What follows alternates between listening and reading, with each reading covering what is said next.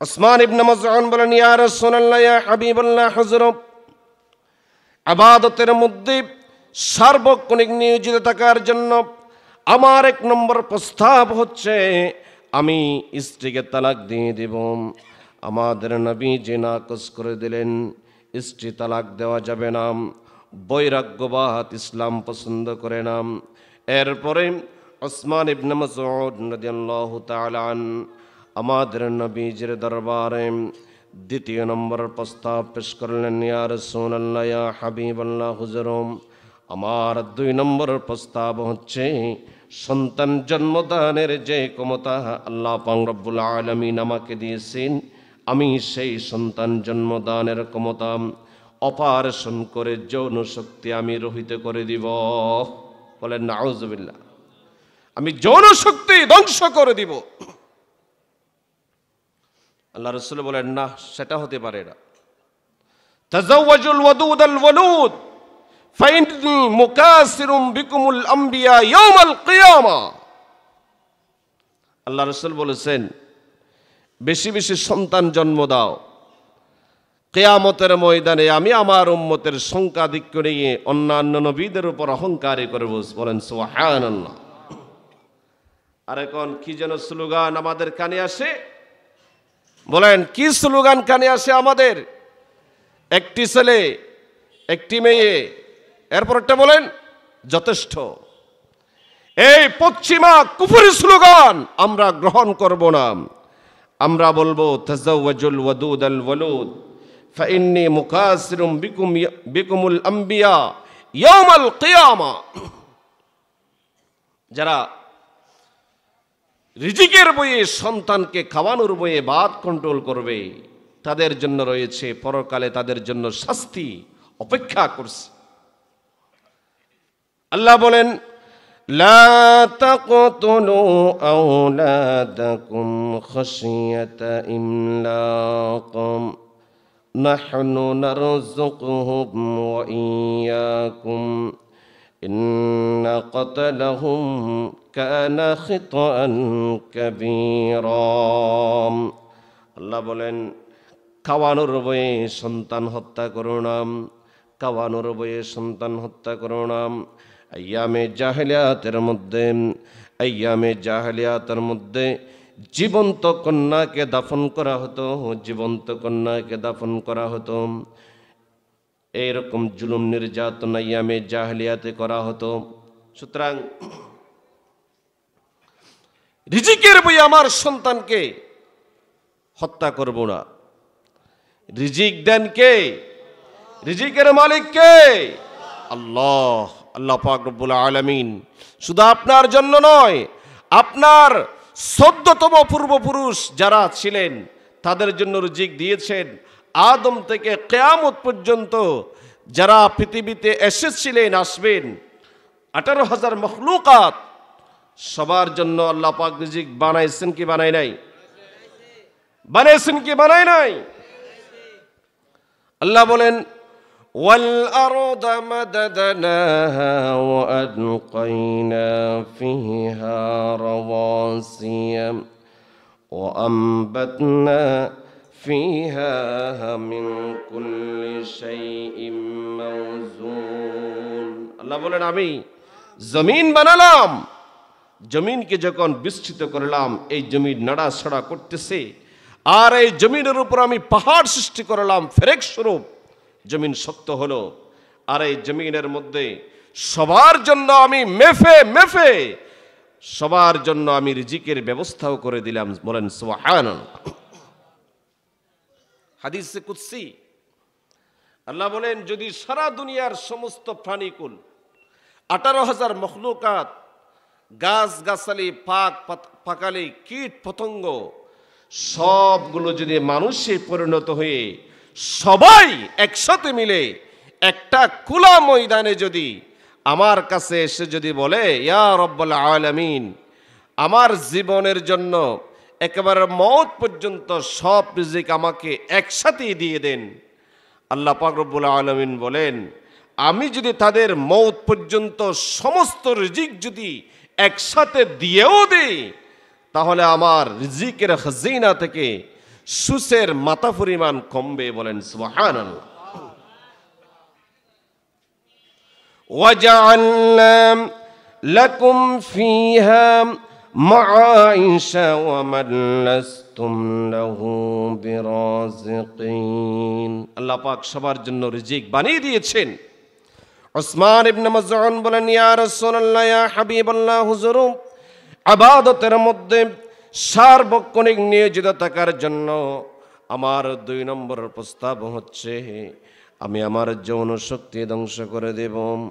আল্লাহ রাসূল বলেন, তাযাওয়াজুল ওয়াদুদাল ওয়ালুদ ফাইন্নী মুকাসসিরুম বিকুমুল আমবিয়া ইয়াউমাল কিয়ামাহ। এমন ঘর থেকে কন্যা বিয়ে করো, এমন ঘর থেকে মেয়ে বিয়ে করো যে ঘরের যে গোষ্ঠীর মধ্যে একটা নাম আছে, অমুক গোষ্ঠীর মেয়েদের সন্তান বেশি হয়, এমন গোষ্ঠী দেখে মেয়ে বিয়ে করো এবং বেশি বেশি সন্তান জন্মদান করো। কিয়ামতের ময়দানে 1,24,000 পয়গম্বরগণের সামনে আমি আমার উম্মতের সংখ্যাধিক্য নিয়ে আল্লাহর দরবার অহংকারী করব, বলেন সুবহানাল্লাহ। আমরা হচ্ছি উম্মতে কাসীর উম্মত মুহাম্মদীকে আল্লাহ পাক কত বৈশিষ্ট্য দিয়েছেন। আল্লাহ পাক উম্মত মুহাম্মদীকে বানিয়েছেন খায়রে উম্মত। কুনতুম খায়রা উম্মাতিন উখরিজাত লিন-নাসি তা'মুরুনা বিল মা'রুফি ওয়া তানহাউনা আনিল মুনকার। আল্লাহ পাক রব্বুল আলামিন খায়র উম্মত ব্যবহার করেছেন উম্মত মুহাম্মদের জন্য। আদম থেকে ঈসা আলাইহিস সালাম পর্যন্ত অনেক উম্মত গিয়েছিল, কিন্তু আল্লাহ পাক রব্বুল আলামিন এই উম্মতকে বানিয়েছেন খায়র উম্মত। কাদেরকে বানিয়েছেন? আমাদেরকে। কাদেরকে বানিয়েছেন মুরব্বী? আমাদেরকে আল্লাহ পাক খায়র উম্মত বানিয়েছেন। আল্লাহ পাক আমাদেরকে বানিয়েছেন মধ্যমপন্থী উম্মত। ইফরাত তাফরীত থেকে আমরা পবিত্র, ইখতিলাফ ঝগড়া ঝাঁটি থেকে আমরা পবিত্র, অতিরঞ্জিত কথা বলা থেকে আমরা পবিত্র। সেই অতিরঞ্জিত কথা হচ্ছে ঈসা আলাইহিস সালামকে খ্রিস্টানগণ আল্লাহর বেটা বলে, আর ইহুদিগণ উযাইর আলাইহিস সালামকে আল্লাহর বেটা বলে। আমরা ইহুদি খ্রিস্টানদের চাইতে আমরা পবিত্র, আমরা মধ্যমপন্থী উম্মত।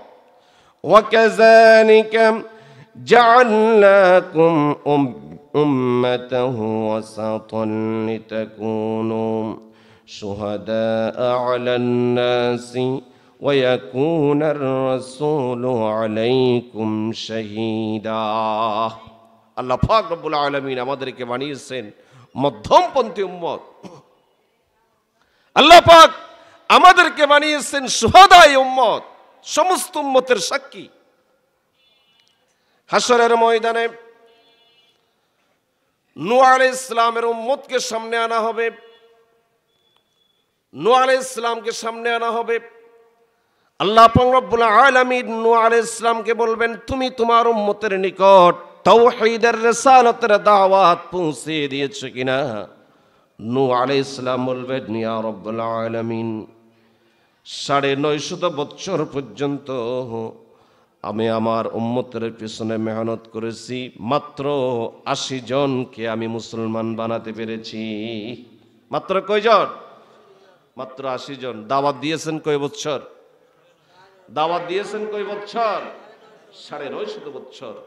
আর মুসলমান হয়েছেন মাত্র 80 জনে 950 বছর। এই উম্মতদেরকে আল্লাহ পাক সামনে আনবেন। আল্লাহ পাক জিজ্ঞেস করবেন, হে উম্মতে নূহ, তোমাদের নিকট কি তাওহীদ এবং রিসালাতের দাওয়াত নিয়ে কেউ যান নাই? উম্মতে নূহ বলবে, ইয়া রাব্বুল আলামিন, আমাদের নিকট তো কেউ আসে নাই, তাওহীদের দাওয়াত নিয়ে কেউ আসে নাই। আল্লাহ পাক এবার নূহ আলাইহিস সালামকে বলবেন, হে নূহ, তুমি বলতেছো 950 বছর দাওয়াত দিয়েছ, আর তোমার উম্মত তো স্বীকার করতেছে, তোমার উম্মত তো স্বীকার করতেছে।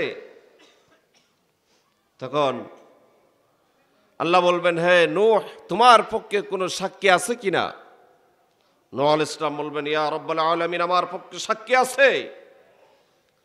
কে সাক্ষী? সামনে নিয়ে আসো। নূহ আলাইহিস সালাম নিয়ে যাবেন উম্মতে মুহাম্মদীকে। বলেন সুবহানাল্লাহ।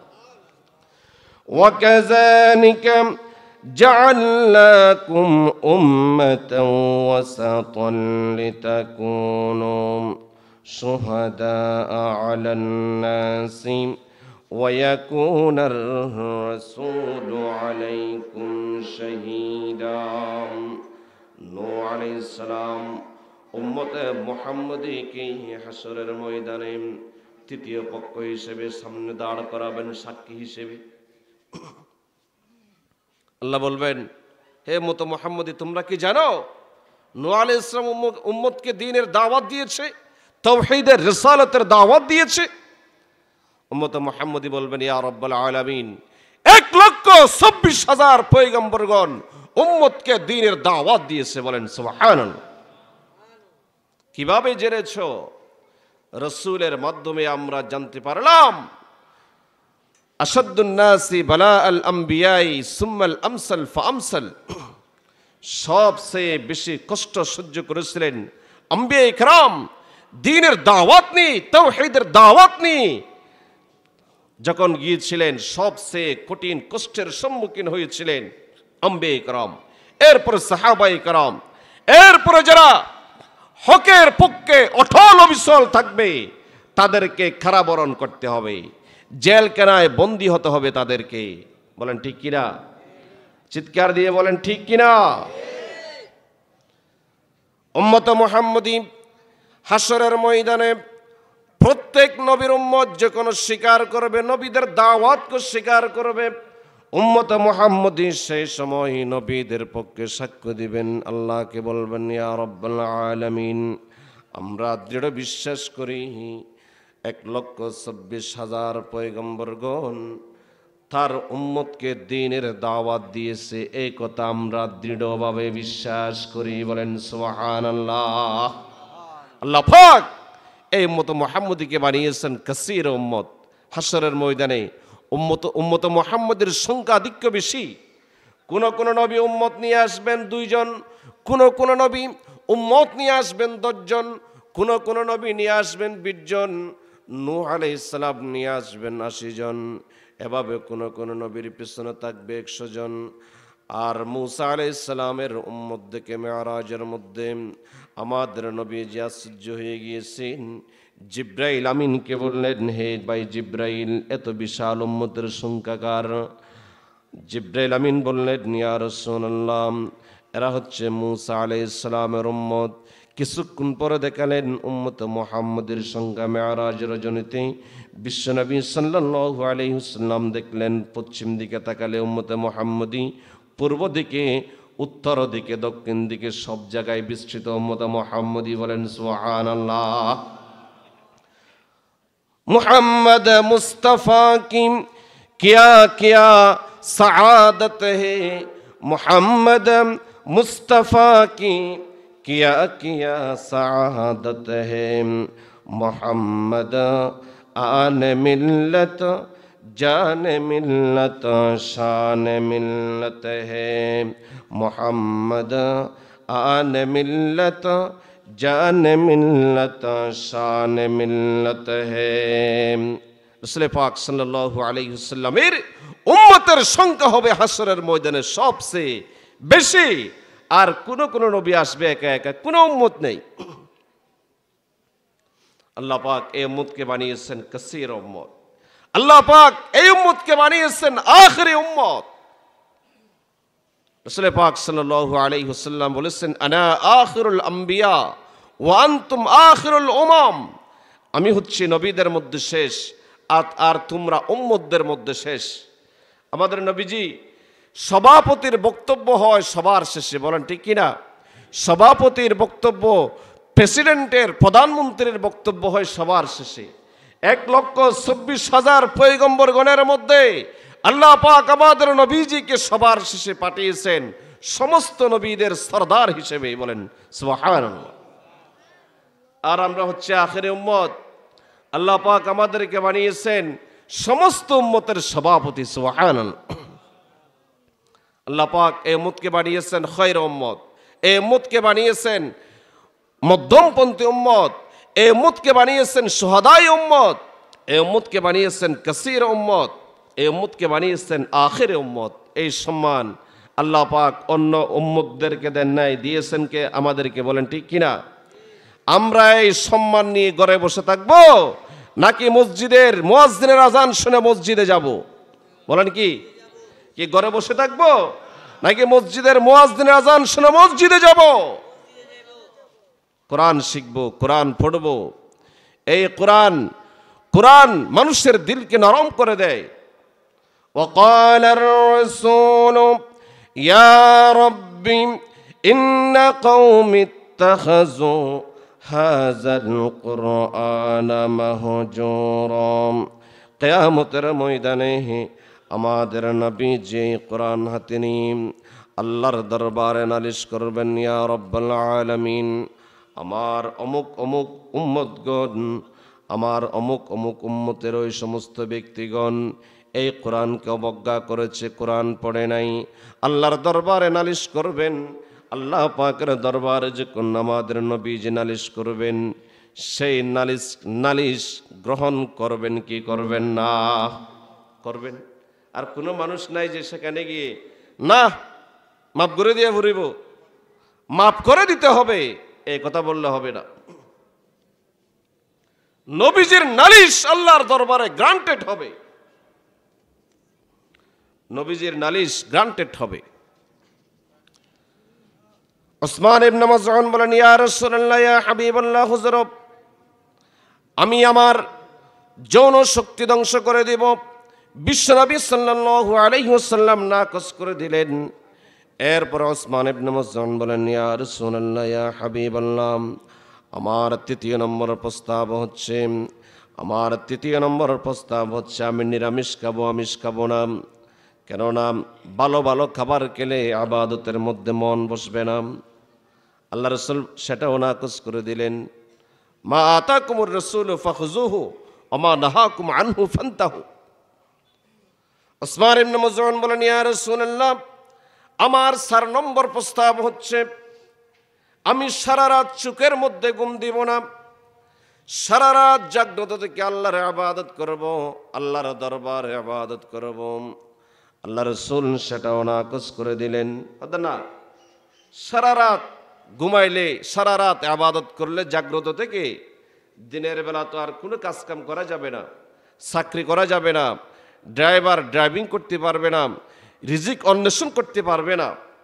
আল্লাহ রাসূল বলেছেন, রাতের কিছু অংশ ঘুমাও, কিছু অংশ ইবাদতে কাটাও, আর দিনের বেলা স্বস্তির সাথে টাকা ইনকাম করো।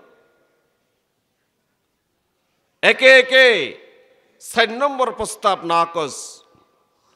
5ম নম্বরে বলেন, ইয়া রাসূলুল্লাহ, ইয়া হাবিবাল্লাহ, হুজুর, আমার 5 নম্বর প্রস্তাব হচ্ছে ব্যবসা বাণিজ্য করব না। আল্লাহ রাসূল সেটাও নাকচ করে দিলেন। ওসমান ইবনে মাযউন বলেন, ইয়া রাসূলুল্লাহ, যদি ব্যবসা করতে হয় কোন ব্যবসা করব? আল্লাহ রাসূল বলেন, এমন সময় আল্লাহ পাক রব্বুল আলামিন কোরআনের আয়াত নাযিল করলেন, ইয়া আইয়ুহাল্লাযীনা আমানু হাল আদুল্লুকুম আলা তিজারাতিন তুনজিকুম মিন আযাবিন আলীম তু'মিনুনা বিল্লাহি ওয়া রাসূলিহি وتجاهدون في سبيل الله بأموالكم وأنفسكم ذلكم خير لكم إن كنتم تعلمون। ওসমান ইবনে মাযউনের একে একে 1 থেকে 5 নম্বর প্রস্তাব সবগুলো নাকচ হয়ে গেল। ওসমান ইবনে মাযউন বলেন, ইয়া রাসূলুল্লাহ, যদি ব্যবসা করতে হয় কোন ব্যবসা করব? এমন সময় জিবরাইল আমিন বিশ্বনবীর দরবারে হাজির। জিবরাইল আমিন আল্লাহর বাণী নিয়ে উপস্থিত হয়ে গেলেন। আল্লাহ বলেন, ইয়া আইয়ুহাল্লাযীনা আমানু হাল আদুল্লুকুম আলা তিজারা, এমন একটা ব্যবসার সন্ধান দিয়েছেন যে ব্যবসা মানুষকে জাহান্নামের আগুন থেকে হেফাজত করে জান্নাতে পৌঁছিয়ে দেন। সুবহানাল্লাহ। তুমিনুনা বিল্লাহি ওয়া রাসূলিহি ওয়া তুজাহিদুনা ফি সাবিলিল্লাহি বিআমওয়ালিকুম ওয়া আনফুসিকুম। আর সেই উত্তম ব্যবসা হচ্ছে আল্লাহর প্রতি ঈমান আনা, রসুলের প্রতি ঈমান আনা, আল্লাহর ভালোবাসা, রসুলের ভালোবাসা অন্তরে স্থান দেওয়া এবং আল্লাহর রাস্তায় জান মাল কোরবানি দেওয়া। সাহাবায়ে কেরাম যেভাবে জান মাল কোরবানি দিয়েছেন সেভাবে আল্লাহর রাস্তায় জান মাল কোরবানি দিতে হবে। এটাই হচ্ছে উত্তম ব্যবসা।